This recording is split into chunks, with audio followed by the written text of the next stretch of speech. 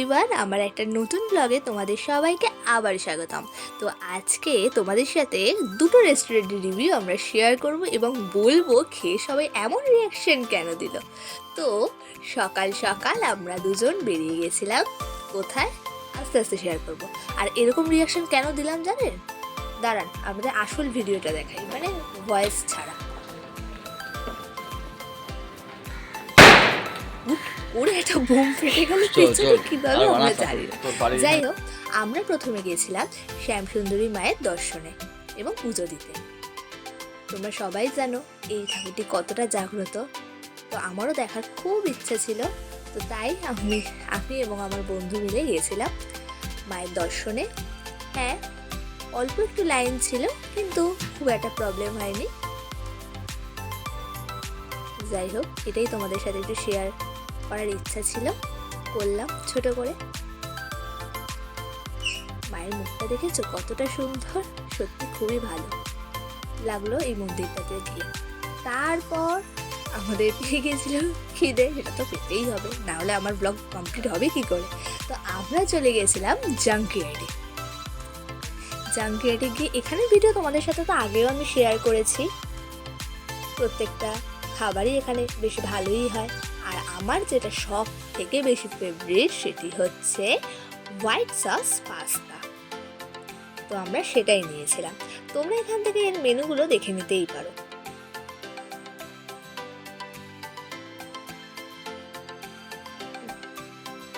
White sauce পাস্তাটা খেতেও যেমন ক্রিমি, আর খুবই ভালো লাগে এই পাস্তাটা খেতে। মানে তোমরা এসে এখানে এই পাস্তাটা অবশ্যই অর্ডার করো। আর এখানে তার তোমরা অ্যাম্বিয়েন্সটা দেখতে পাচ্ছ কতটা সুন্দর, খুব সুন্দর একটি অ্যাম্বিয়েন্স ছোটোখাটোর মধ্যে। এটা আছে শ্যামবাজার, এই রেস্টুরেন্টটি মনীন্দ্রচন্দ্র কলেজের পাশের যে গলিটি আছে সেই গলিটা দিয়ে গেলে 2 মিনিট। আর খেতে সত্যি বলতে এটি আমার ফেভারিট, খুব ভালো খেতে লাগে এটি আমার। চিকেন হোয়াইট সস পাস্তা, দাম নিয়েছিল 170 মাত্র। ওহো, আমার সত্যি আবার লোভ এসে গেল এই খাবারটির দিকে। যাই হোক, খাওয়া দাওয়া কমপ্লিট করে গিয়েছিলাম একটু ভূতনাথের দিকে। তারপর একটু গঙ্গার পাড়ে একটু বসেছিলাম। তারপর আমি নতুন জায়গায় যাওয়ার জন্য আবার প্রস্তুত হয়ে গেলাম।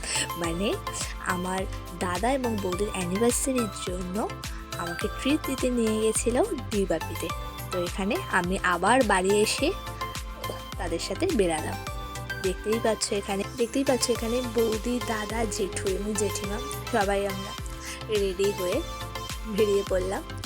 এবং আমরা গেছিলাম সোদপুরের ডিবাপিটা। এটি একদম রাস্তার ওপরে, বেশ ভালো অ্যাম্বিয়েন্স। আমরা লাইন নিয়ে দিতে গিয়ে আমাদের অবস্থা হয়ে গেছিলো খারাপ। প্রায় 30 মিনিট আমাদের ওয়েট করার পর আমরা সিট পেয়েছিলাম। যাই হোক, বাট খাবার দাবার সত্যি বলতে খুবই ভালো খেতে ছিল। মানে ডিবাপির বিরিয়ানি তো কিছু বলারই নেই, সত্যি ভালোই হয়। আর আমরা তার সাথে আরও আইটেম নিয়েছিলাম, প্রত্যেকটা আইটেমই খেতে খুবই খুবই ভালো ছিল। তো আমরা ওখান থেকে নিয়েছিলাম রেশমি বাটার মশলা, বাটার নান এবং মাটন বিরিয়ানি। খুব ভালো খেতে। এখান থেকে তোমরা মেনুগুলো দেখে নিতে পারো।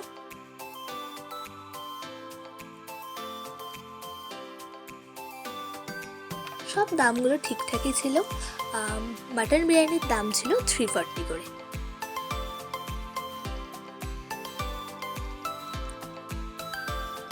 তোমাদের সাথে মেনুটাও তাই জন্য শেয়ার করলাম।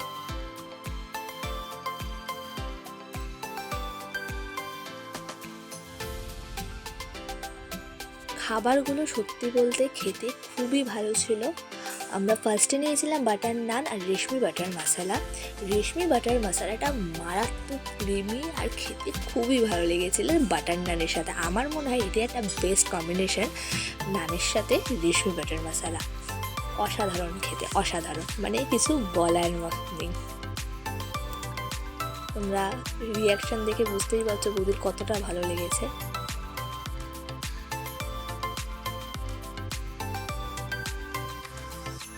তারপর চলে এসলো যার জন্য আমরা গেছিলাম, মাটন বিরিয়ানি। আহা, দেখতে পাচ্ছ কতটা মানে সুস্বাদু লাগছে দেখতে, আর খেতেও তো দুর্ধর্ষ ছিল, দুর্ধর্ষ, হেভি লেগেছে খেতে। আর দাদার রিয়াকশানটা ছিল সেরা। তো রিয়াকশান থেকেই বুঝতে পারছো কেমন লেগেছে দাদার খেতে। সবার খুব ভালো লেগেছে। এখানে বৌদি রিয়াকশান দিতে গিয়ে লজ্জায় পেয়ে গেছিলো। যাই হোক, আমার ভালো লেগেছে, জেঠিমারও বেশ ভালোই লেগেছে। সবার রিয়াকশান অদ্ভুত অদ্ভুত ছিল, কিন্তু সবারই ভালো লেগেছে। আর তোমাদের সাথে মাটনটাও শেয়ার করি, কতটা মানে বড় ছিল মাটনটা। আর টিবাপির মাটন সবসময় সাইজে সব থেকে বড়ই হয়। সত্যি খুব খুব ফেভারিট এই জিনিসটা আমার, ওর মাটনের সাইজটা টিবাপি। তো তোমরা এখানে অবশ্যই এসো, তোমাদের খুব ভালো লাগবে। আর এখানে খেয়ে দিয়ে আমার দাদার রিয়াকশান, ওনার নাকি মাথা ঘুরছিল তখন। যাই হোক, এখানেই শেষ করলাম। আবার একটা নতুন ভাবে তোমাদের সাথে আবার দেখা হবে। তো এখানেই শেষ করি, টাটা। আর এখানে কিন্তু অবশ্যই এসো তোমরা খেতে।